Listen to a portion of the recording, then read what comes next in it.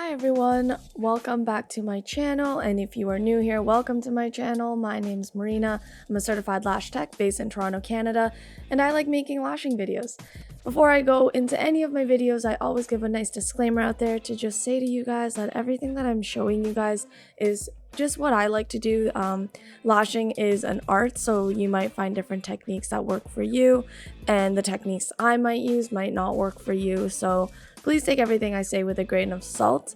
When I started my lash journey, I just wanted a few more avenues of learning when I started, so hopefully I can provide that for you. There are many great content creators here on YouTube for lash extensions, so check out their techniques because everyone's kind of different. There's obviously a base foundation with how to lash and lash safely, which all lash artists are certified for, but as you start your journey and you kind of get used to it, you find like styles that work for you. So that's just something that I wanted to put out there. Anyway, getting into the set today, we are doing a strip lash look, and guys, this look turned out so well. Like, I am over the moon. It came out really clean. It was really spiky and just really resembled what falsies look like, and that was basically my goal. So I was extremely happy with the results, and so was my client. Like, she absolutely loved it. And so for the mapping, I started with the spikes first. So the two inner spikes are 11 millimeters double D curl in 0.03, and then I went up consecutively each millimeter. So I went 12, and then I went 11, 12, 13, 14, and then 15 at the very ends to give that nice little lift.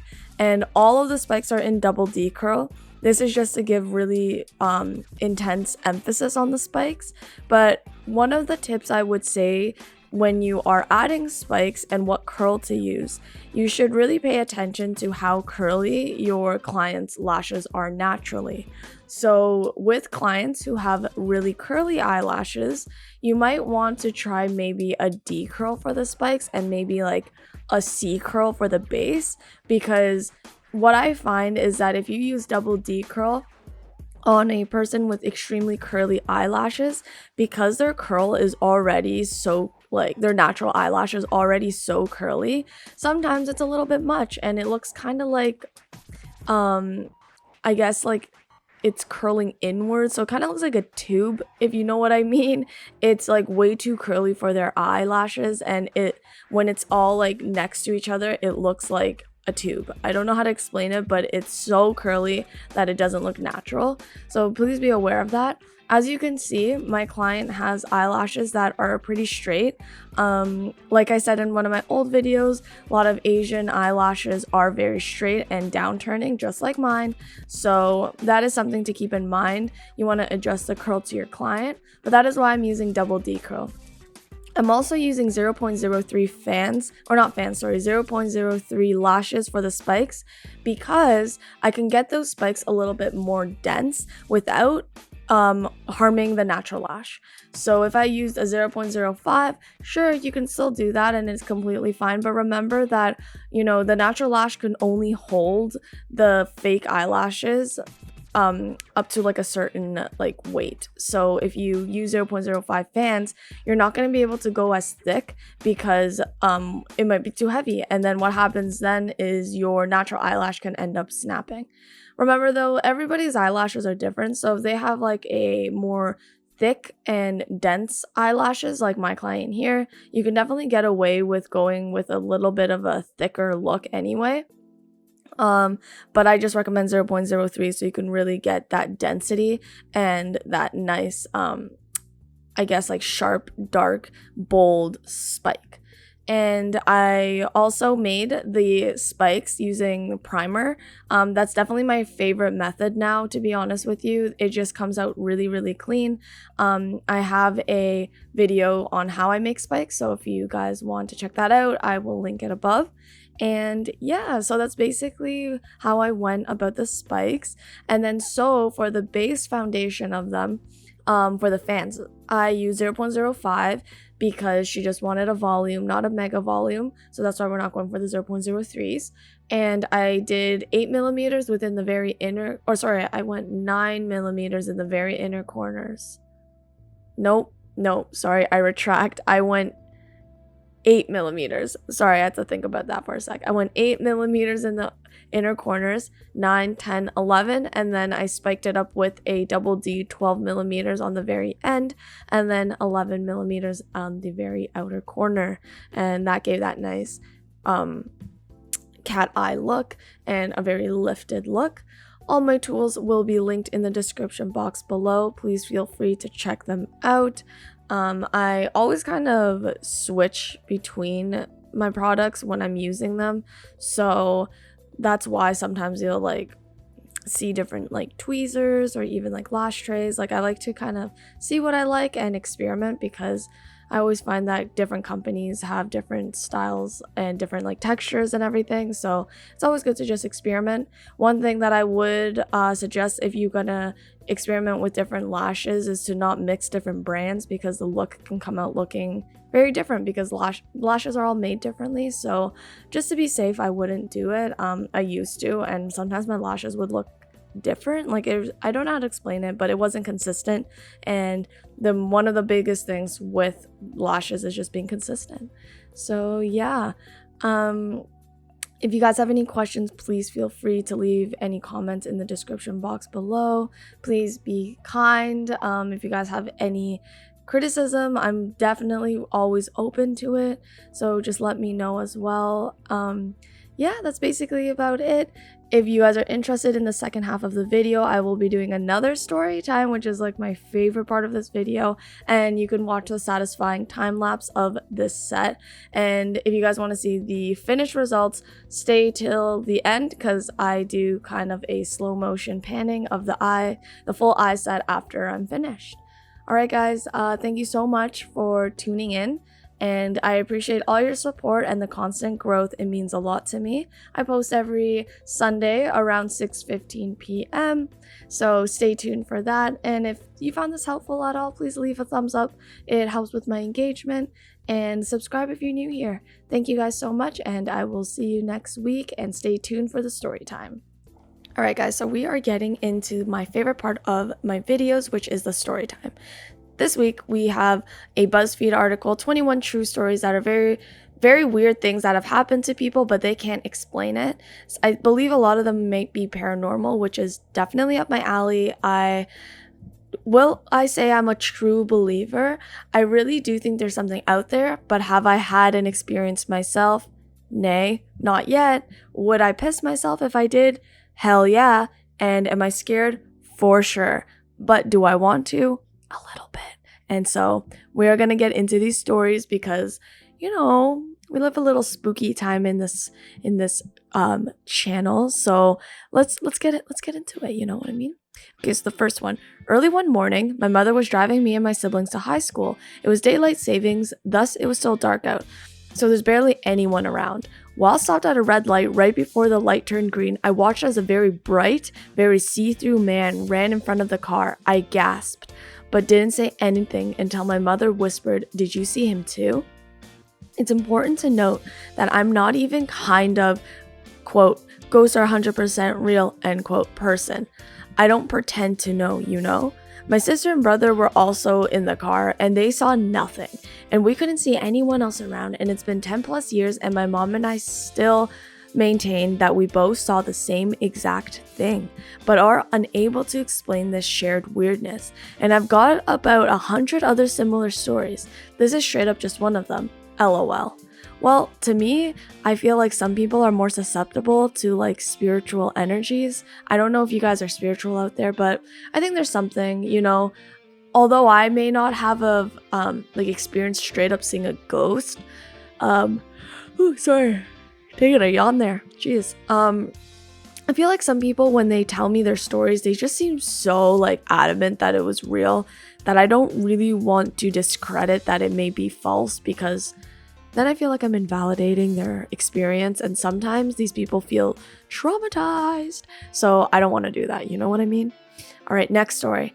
Why am I sharing this, you ask? Well, this week I felt less alone with my unexplainable stories when the Redditor E/LEBwell asked, What is the strangest thing that has happened to you that you can't logically explain? And people came through with equally odd stories. So with all that in mind, here are just some of the few strangest unexplained stories shared. Number 1, I guess the first one was just like, I guess that was just like the writer's own story. I don't know what's going on with this article, but I'm gonna get into it because I am confused as hell. Alright, number 1, this mystery handprint. My girlfriend got out of the shower and called me into the bathroom to show me something. There was a very strange, distinct handprint on the mirror. I lived alone and she was the only adult that had been to my house in about 2 years. We each placed our handprints on the sides of the mystery handprint for reference, and neither look anything like the mystery print. I still have no idea how it got there. Alright, hold up 1 second. I don't know why, but my thought didn't go to ghost. I thought intruder in the house. That's exactly what I thought. Bestie, get out of there. Call 911. You might have someone living in your cupboards. Who the fuck knows, right? But that is hella scary. I don't know why my mind did not go to ghosts. I thought of a pervert. So yeah, that's scary. All right, number 2, this missing belt. I was once changing pants in my room before work, and I took off my belt. After putting it on the other pair of pants, I went to put my belt back on, but the belt was gone. No one else was in the room, and I spent a good 10 minutes looking for it. I simply set it on the floor. It's been 10 years, and I've never seen that belt again. Is that weird? Yeah, a little, but I don't know. Not really scary. I feel like maybe you just misplaced it. Yeah, I don't know. This pink room peril. So this still baffles me. When I was a kid, we moved into a new house, and while the realtor was showing us around, I saw a lady sitting at the white dresser. Sorry guys, I just yawned again. What is going on today? I'm so sorry. That was the weirdest yawn ever. Okay. I saw a lady sitting at a white dresser in the pink room. She even waved at me. When I asked my mom who it was, she just brushed me off because she was trying to listen to the realtor. The weirdest part of this was that once we moved in, we found out there was no rooms painted pink in the house. My family just brushed off the whole thing, despite being adamant of what I saw. Anyway, fast forward a few years, I'm in high school at this point, and we start renovating the house. While stripping the wallpaper in the master bedroom, we found out it was painted pink. This low-key still freaks me out. That one is hella scary. Goodbye. Nope, not today. I would simply move out, because that guys, no. I don't fuck with that one. That one freaked me out. I got chills. All right, number 4. Okay, number 4, this jump back. That's the title. When I was 12 years old, I went up to the Lake Tahoe with my friend and his parents, who had a condo in the Incline Village. One day, the two of us are walking to the bowling alley and had to cross the street at a crosswalk. Right after we stepped off the curb, a car came really close to hitting us. All of a sudden, we're up on the curb like we were lifted a few feet. We both looked at each other strangely. Did you jump? No. Did you? No. We spent the next hour kind of dumbfounded. It didn't feel like a shove or any use of force. We were in the street, then we weren't. Alright. That's a little weird. I'm not gonna lie, that's a little weird. You know why it makes it weirder? Because 2 people experienced it at once, and let me tell you, if you're on your own, it's already hard enough for people to believe you.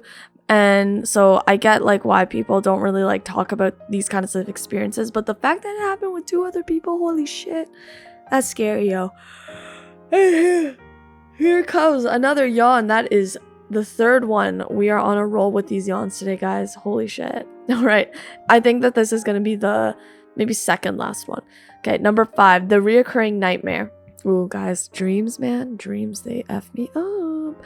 When I was in elementary school, I used to have the same dream every weekend starting on Saturday, when I would go to sleep and then waking up in the middle of the night on Sunday morning and throwing up. Oh, hell no, not the throwing up. Okay, that's demons right there. The dream was always a bunch of numbers, not even anything happening, just a bunch of random jumbled up numbers all over the place. I never understood why that happened. The same dream would happen on the same night every week, and I would throw up every single time. I always think about it and wonder what it meant or if it was just some weird coincidence. That's a no for me. That's a no. I don't like that. The throwing up part is kind of what throws me off the most, because like, bestie, maybe you should go to the doctor. You know what I mean? And if you go to the doctor and there's nothing wrong, well then, y'all got some demons inside of your brain and you need to figure that out, because that's not okay. Also, like the throwing up, like that could actually be medical, so you might want to get that checked out. Okay, the last one, the non-existent memory. I have a vivid memory of being at the Statue of Liberty as a child on my dad's shoulder. Yeah, I said that weird. On my dad's shoulders, seeing the skyline of New York City. I remember the ferry we took. I remember what we ate for lunch that day, etc. I've always talked about it, but my family denies I ever went to New York City. I didn't go for the first time until I was 23, but strangely enough, when I went, I remembered everything just how it had been when I was there with my dad. Yeah, I don't even know what to really like, I don't know if that's ghosts. I don't know if that's neurological. Like, I don't know. It doesn't freak me out, but it's weird for sure. Still don't like the pink room story. That's still kind of giving me chills, but I'm gonna give that one 10 out of 10. That one was my favorite. So I don't know if you guys like that story. Like, tell me which one was your favorite story in the comment section below. And that concludes the story time. Those were pretty good. Like I said, it's a no for me for a lot. I would run away. I would simply pass away and definitely burn the house down if anything happened to me in my home. Like, that is just absolutely terrifying. I hope you guys like these stories. I'm gonna try to keep it interesting and different. I want to be entertaining, and yeah, maybe I'll do some juicy like gossip stuff as well, even though I'm not really into like that kind of drama. Sometimes the tea videos are kind of interesting, so you know, I might start talking about that.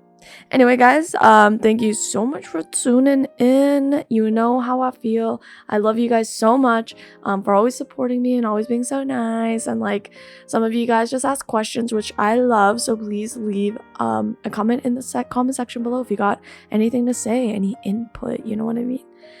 And I already said this in the first half, but I post every Sunday, so stay tuned. And yes, guys, thank you so much. Please hit that thumbs up button if you like these stories, and I'll see you next week. Bye.